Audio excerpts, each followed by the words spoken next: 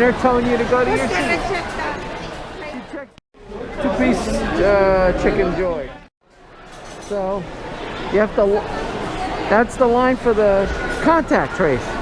So you gotta get on the line there and you fill out that paper, and then you see that other Filipino lady.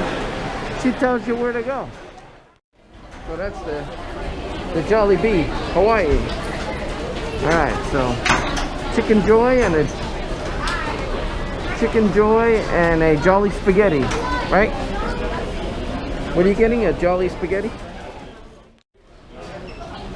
Alright. I'll get a table and meet you over there. Alright, so in the mall we had to get through a contact tracer. They got the place barricaded, so you can't get for lease, for rent, for lease, closed, for rent, homeless.